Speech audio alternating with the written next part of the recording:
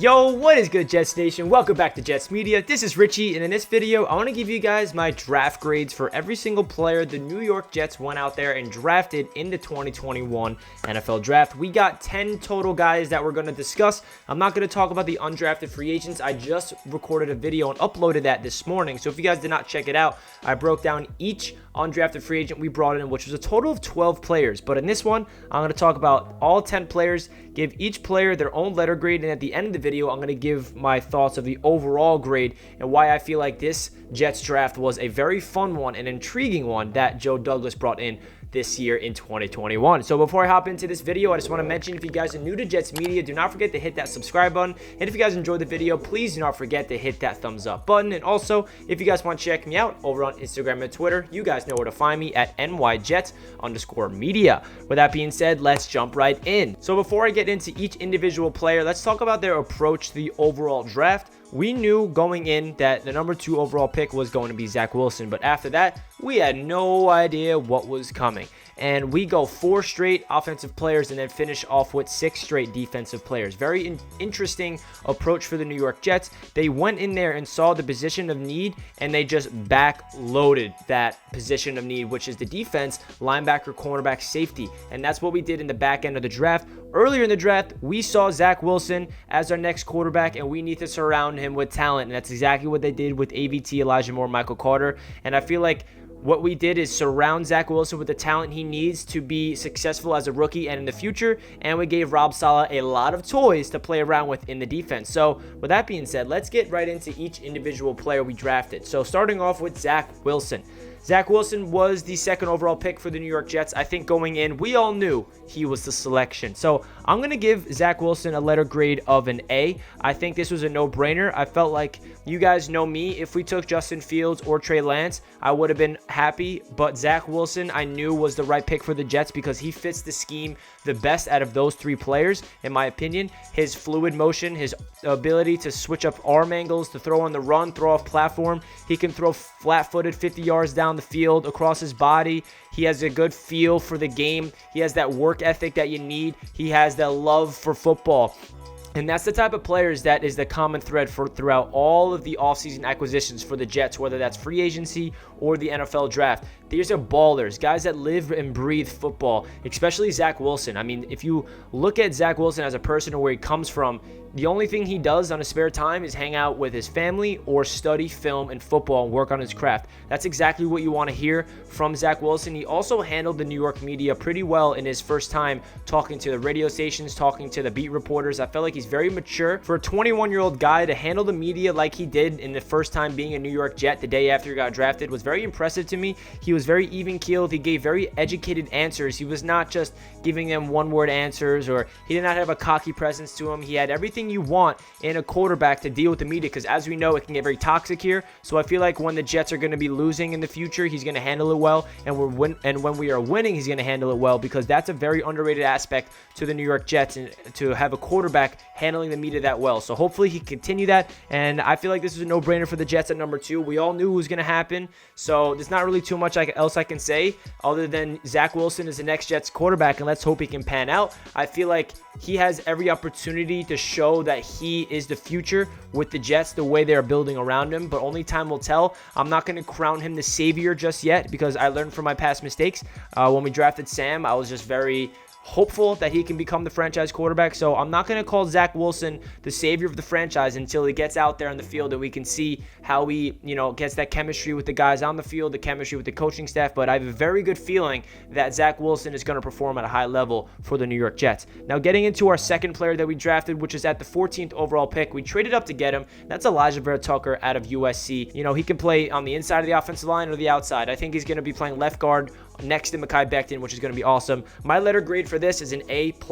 You guys know me. If you guys watch all my content for the past couple of months and even past week, you know I wanted Alijah Vera-Tucker by any means necessary, whether that's him sliding to us at 23 or trading up to get him. I knew realistically we needed to trade up to get him, and he was not getting to us at 23. There was no way that was happening, and I'm happy that Joe Douglas got aggressive and all gas, no break, man. He gave up 2 third-round picks, got a 4th in return to go snag the best interior offensive lineman in the NFL draft. And I know some people that are a little like, I don't think we should have traded that. We needed those 2 third-round picks.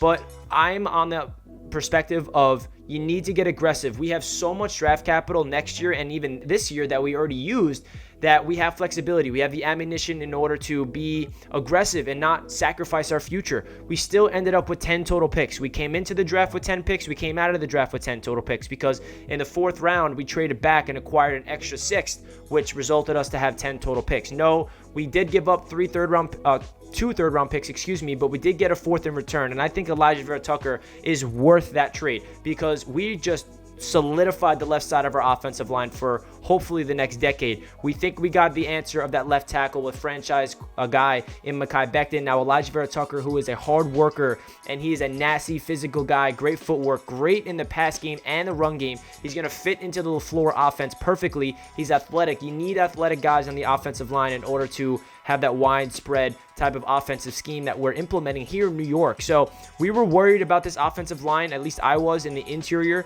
Alex Lewis was not going to cut it, and now we got Alijah Vera-Tucker. This is an A+ for me. This was a home run. We need to protect Zach Wilson. We need to open up holes for our running backs, and Alijah Vera-Tucker is going to do just that. I'm very excited he is a New York Jet. The next player is Elijah Moore, wide receiver out of Ole Miss. I give this grade an A. I am all on the Elijah Moore hype train, man. I cannot believe he fell out of the 1st round.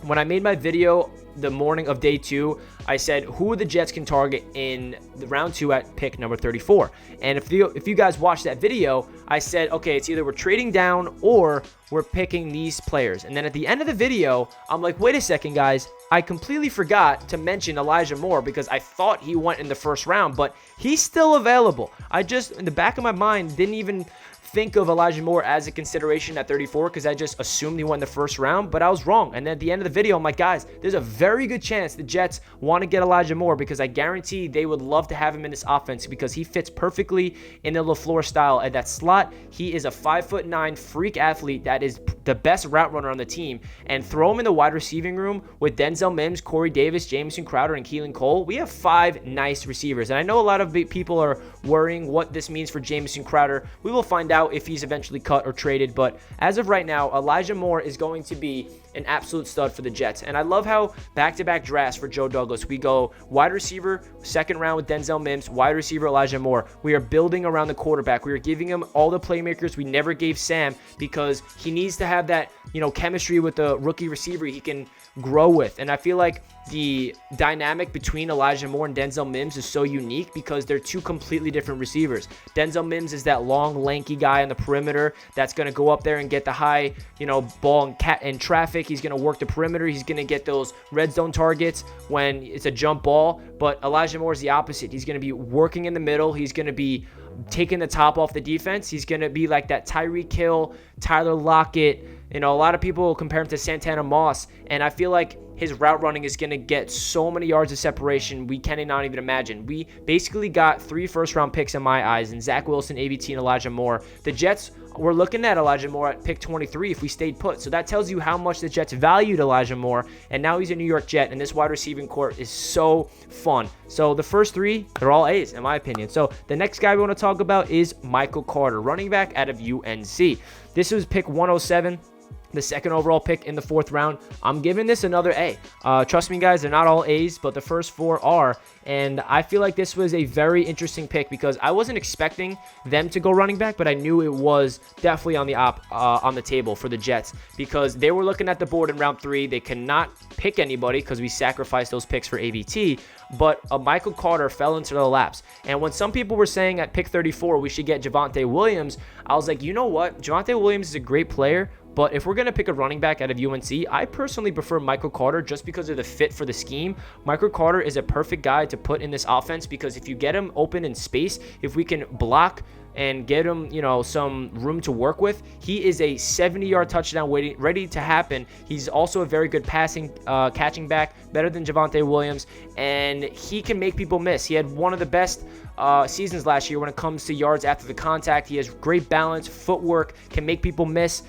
He's just, if you look at his highlights, it really is insane that he fell to the 4th round. That is a guy that I expected to go in the 2nd round or even 3rd round, and we got him the 4th. So that's great value. Michael Carter is an A for me. I feel like he is going to be our number 1 running back on this team, and I'm so excited we got him in the 4th round. Now let's get into all the defensive players, and the next player we drafted was Jamien Sherwood out of Auburn. This is a very interesting player. He played safety at Auburn. He also played some linebacker, but the Jets are going to implement him in this defense as a linebacker. This I gave A- because I feel like Jamien Sherwood fits this defense very well. And I know I don't want you guys to think I'm giving everybody A's. I'm not, but Jamien Sherwood, I did a lot of homework on him last night and this morning. I watched a lot of Auburn coaches, a lot of Auburn people that know Jamien Sherwood very well talk about him, and they said that he is a safety, but they feel like he's best suited for a linebacker at the next level. That's exactly what the Jets brought him in to do, to play the linebacker position. We know that we had a lot of holes to fill on this defense in linebacker, and this is exactly what Jamien Sherwood's going to do. He's physical. He can drop back in coverage. He can play man-to-man with tight ends. He can even go on the outside if a tight end is out there. He is a perfect guy for Robert Saleh to develop because he's physical. He lays the boom. He could do so many different things. He's so versatile, and I feel like Jamien Sherwood is somebody that is going to develop with Robert Saleh with his defense for the future. We need to bring in guys that can play on the inside linebacker position, outside linebacker, will linebacker, off the ball, blitz, play in the box, even drop back at strong safety. He has so much versatility to his game where I had to give this an A- because I feel like Jamien Sherwood has potential to be a starter on this team. And the next player I want to talk about is Michael Carter II. He is a cornerback safety out of Duke, and I feel like this was funny because the same name as Michael Carter, obviously. I gave this pick a B. I did not really think we needed to go a corner safety right after Jamien Sherwood, so that's why I'm giving it a B, but I definitely love the approach of Joe Douglas to just give Robert Saleh everything he needs to work with and provide competition in that defensive back room. But if you look at Michael Carter II as a prospect, he's a speedy guy. He can play the nickel, or he can play free safety, or he can play on the outside. He did everything in college, and I feel like that's what the Jets are trying to do. They're trying to bring in competition, young athletes that are very fast, and they can run sideline to sideline. He's a ball hawk. He has a lot of pass breakups. And this is somebody that I gave a B just because I'm not going to give everybody an A, and we just went all in on defensive backs. And you're going to see my overall grade at the end of the video, but this one I gave a B. Next player is Jason Pinnock, which is a cornerback out of Pittsburgh. This is a guy that went to the same college as Darrelle Revis, so obviously he is now the next Darrelle Revis. He's going to be the greatest player of all time. Obviously, a joke, guys. I gave this draft pick an B-, just because we went 3 straight defensive backs. Even though Sherwood is more of a linebacker, I was shocked that we did this. I felt like this was an opportunity where we can get a tight end, even though I'm okay with Kenny Yeboah, so I'm not complaining. But this is somebody that's very physical. I think his value on this team is special teams. I feel like he's going to bring a lot of depth to the outside cornerback position, and he's going to be in competition with Bless Austin, Lamar Jackson, and I think Bryce Hall is going to get the gig over him. But this guy is someone that can come in the special teams and provide an immediate impact. And him and, Justin Hardy and all these guys on special teams, I feel like we have a lot of explosive, physical guys that lay the boom. He's also had a lot of highlight plays at Pitt. If you look at his highlights, you look at his numbers, he was all over the place, and he has a lot of potential. And I feel like the coaching staff we have in place with Robert Saleh and the defensive guys, we wanted to supplement this draft, the back end of it, to get as much talent in that defensive back room as possible that we can develop. And I love this approach. I gave this a B-. And the next player we drafted is Hasmah Nasirldeen out of FSU, a linebacker slash safety slash corner slash defensive end. This guy is the most versatile player in the draft. I gave this one an A because this guy is a first round, second round talent that fell to us in the 6th round because of injury concerns. People compared him to Justin Simmons, and Justin Simmons was a top 10 pick last year. So the reason why I'm giving this as an A, because if he can stay healthy, he's somebody that will shock a lot of people. He's 6'4", he's extremely long and skinny, but he lays the boom. His play recognition is something that stood out to me on tape that I watched. When he's back out there as a strong safety, he sees a misdirection going one way, but he knows it's going the opposite way, and he's already planting his feet and going in that direction and blowing the play up. He's a ball hawk as well. He can line up at linebacker. I'm pretty sure he's the one player in college football that played the most in every single position. Safety, strong safety, free safety, linebacker, slot corner, even edge rusher, box, everything. I mean, he was all over the field. So to pair Nasirldeen up with Sherwood, I feel like these two guys are going to be immediate impact players where if he stays healthy, he's going to be a Swiss Army knife type of player. Robert Saleh just getting a lot of toys to this defense, and I feel like it's going to be really exciting. So Nasirldeen gets an A for me just because of value. It's very similar to what happened with Bryce Hall last year. He fell to the 5th round to us because of his ankle injury, and he was a second-round talent in my eyes, Bryce Hall. If he was healthy, did not get injured, I think Bryce Hall was going to the 2nd round last year, but we got him the 5th round. Same thing with Hasmah Nasirldeen. A lot of people expected him to go in the 1st, 2nd round, but he tore his ACL, and in the COVID situation last year, he was not able to get on the field as much as he wanted to. So Nasirldeen is one of my sleepers of this draft. I feel like he has the most potential out of all the defensive players we honestly got. And then the second to last player we got is Brandin Echols, cornerback out of Kentucky. This is somebody that I feel like has a lot of potential, but I gave him a B grade just because I feel like we went so cornerback centric. It's crazy. I don't know if you guys noticed, but we went 1, 2, 3, 4, 5 picks in a row of just picking straight defensive back linebackers. And that tells you that the Jets knew that we were going into this, this draft knowing that we needed to get players that supplemented this roster on the defense.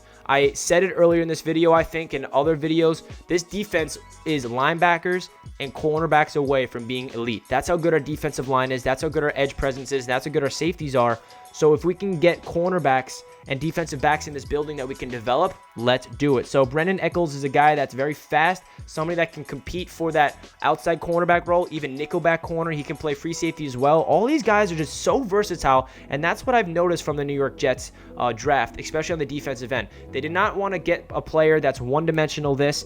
Rob Saleh look at these guys as football players. They're not going to label them as a certain position. Even though Echols is more of a cornerback, I think he can do, line up in the nickel for certain packages. I think this provides a lot of competition in that cornerback room, something that this room desperately needs because it's a position of need. And then the last player that we drafted is defensive tackle Jonathan Marshall. I give this one a C+ just because I feel like we did not need to go defensive tackle here. I think the reason why we drafted him is because a lot of people expected him to go earlier in the draft, and we got a really good value. He's very athletic for a defensive tackle. The only reason why I'm giving it a C+ is because it's not a position of need at all. It's probably our best position on the entire team. I love Quinnen Williams, Sheldon Rankins, Foley Fatukasi, Jonathan Franklin Myers, Shepard, Kyle Phillips. I mean, we're deep at this position. So I think Marshall, I don't even know if he's going to make the roster, but he's a freak athlete. Some people say that he was misused over in college, and he has so much potential, and people had him going in the 4th or 5th round. So Douglas saw him slip